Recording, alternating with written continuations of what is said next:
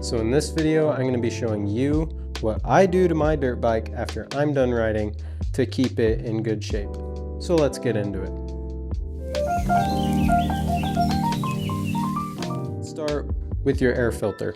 What you're going to need for this is a screwdriver handle and an attachment to fit an 8mm socket to take off the panel that covers your airbox. Second, you're going to need a Phillips screwdriver to take off the cover of your airbox to get to your filter.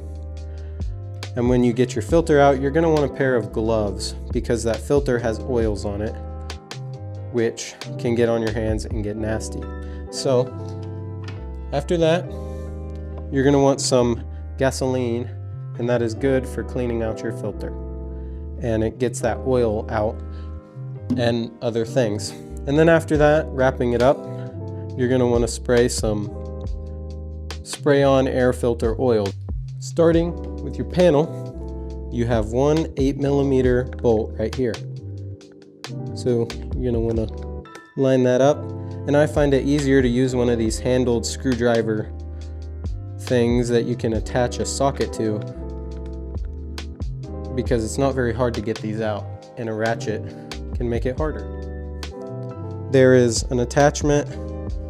It hooks under here, and then there's an attachment here and there. So you get your hand like this, pull that out, and then you can kind of, I don't know, you just gotta wiggle her around, but be careful not to break it. You have your cover off, or your plastic. You want to take this cover off, and there's just 4 Phillips screws.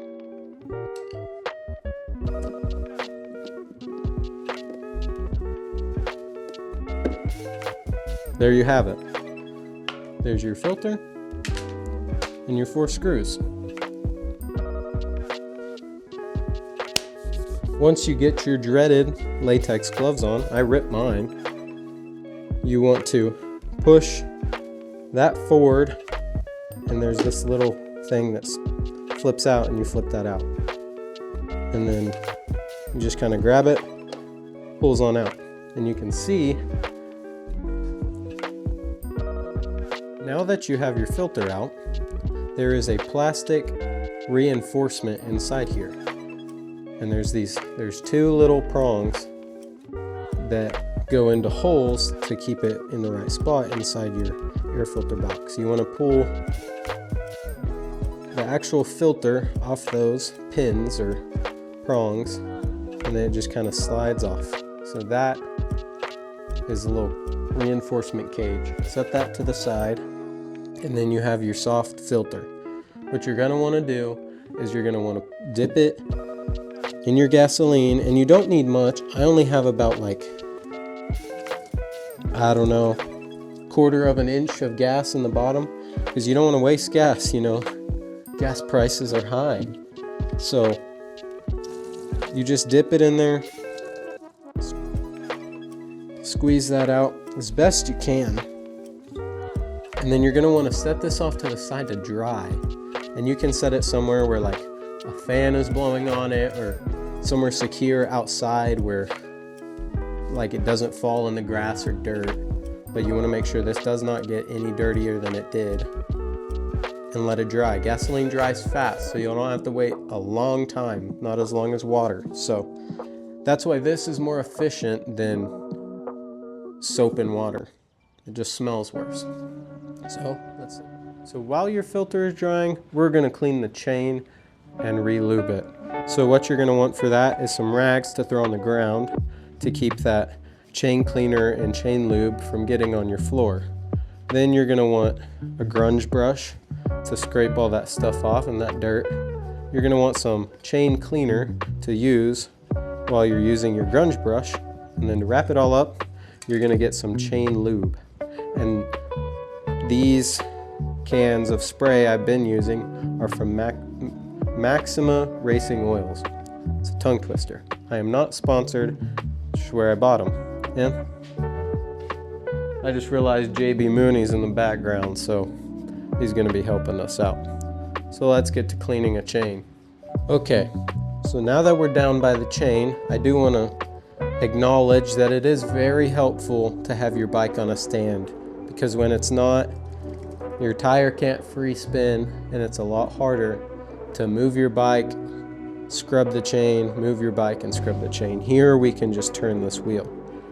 So let's start by laying our rags underneath this main area, and especially right here, because it drips the most right there.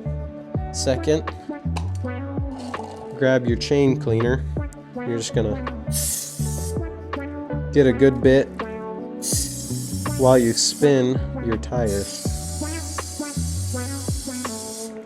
till you see it again. And you can spray it on that outside a little bit, but it'll move around. Then you grab your grunge brush, and it has this little channel in there. That stuff's strong. You just get it on there and go back and forth.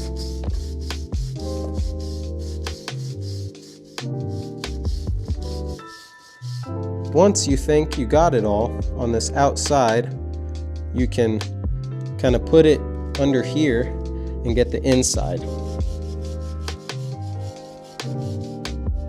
Once you think you got that all, then you covered the top, the bottom, and the sides. That's why this is awesome. So once you're done with that, you're going to want to grab this rag and, of course, wipe off the spots that got spray on them. Your tire's not that bad, but get the rim, because you don't want that to damage it at any point. Just clean it up a little. Then you're going to go like this, roll that tire and get the majority of that cleaner off, because it doesn't really need to stay if it doesn't have to. Get it off that gear, and right down here, this guard. So then get your chain lube, and you're gonna hold it here, and it's more of a mist. You just kind of let that slide across. Once you see where it's been sprayed, you go on the outside.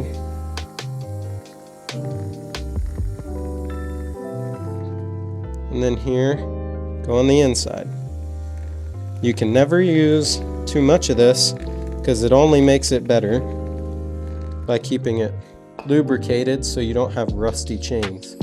So then again, just to be on the safe side, go ahead and check some areas, wipe them down. Keep your bike looking sharp.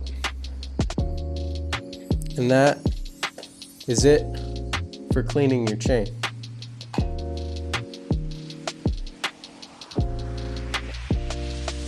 So now that you've finished up your chain and you've given your filter time to dry, which gasoline dries fast, so we're good.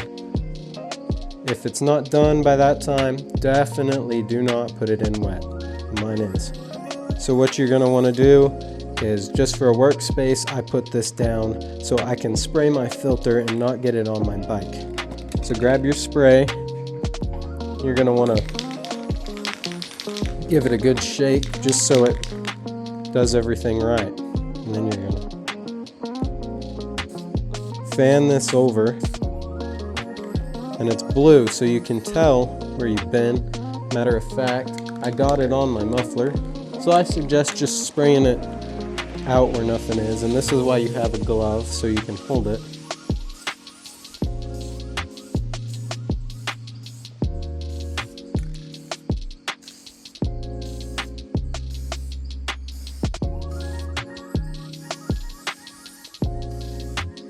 So once you get it looking like this, it's just a blue tint to it, and there's some darker and lighter spots.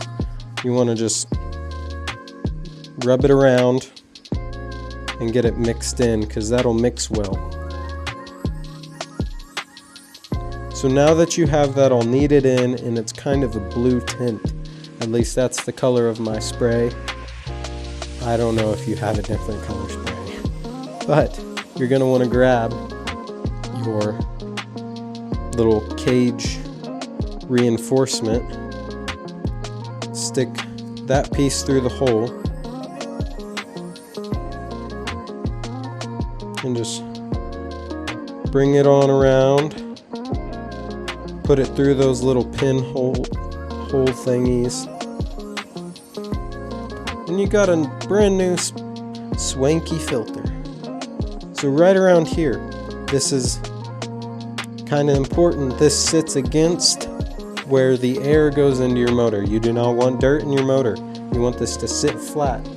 So I like to spray a heavier amount of that filter spray, and it makes it, dang, that's kind of cold, but it makes it like stickier. I don't know, better than this. This is just soft, but this will stick better to that side and dirt won't get in there as bad. You can use grease for like a greaser on a tractor or anything like that, implements, skid steers, whatever, and you can put around the edge excuse me, and it keeps it sticky. So once you have that, there is 2 holes on the front side. You're gonna put those 2 pins I've been talking about in those holes. Then you're gonna grab your bar. You're gonna have to hold it. I'm trying to show you. This bar will go right there. And you push it in. How you know this is right? 1 is because the pins, and 2, this little notch that you put your bar in is at an angle, and it'll only sit in there at that angle. So if it's not sitting in right, you need to realign your filter. So then after, push that 2, and that clamps. See, it clamps that in. Your filter's in, it's been sprayed. That's all good. So you can get these nasty gloves off, man. And your hands are clean. That's why you wear gloves. Now that you have your filter in, you're gonna wanna put on your airbox cover.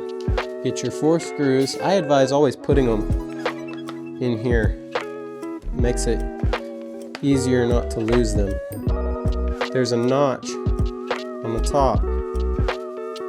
That's where it's pretty easy to line up.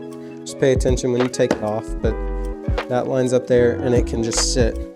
So then you can grab your screw. Don't tighten them as tight as possible until you have all of them in, because it just helps with lining stuff up.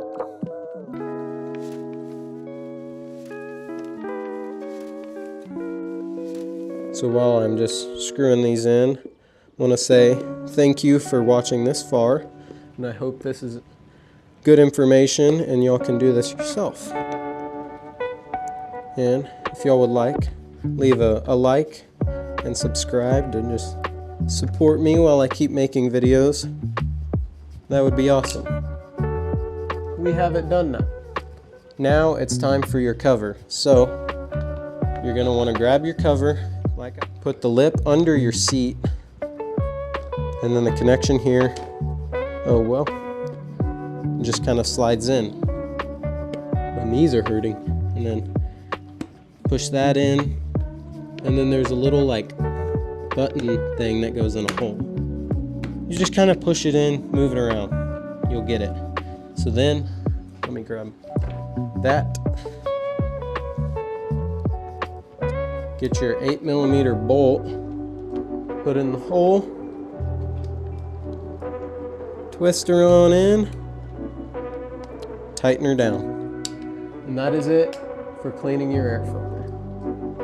So if you made it to the end of the video, you just learned how to clean your air filter and properly oil it, and clean your chain and properly lubricate it with me and JB Mooney. So I appreciate y'all staying till the end. Like I said, subscribe if you want more content on dirt bikes, especially the 250F. Really, only the 250F. And just have a good day. Come back next week to see a new video. Thank you for watching.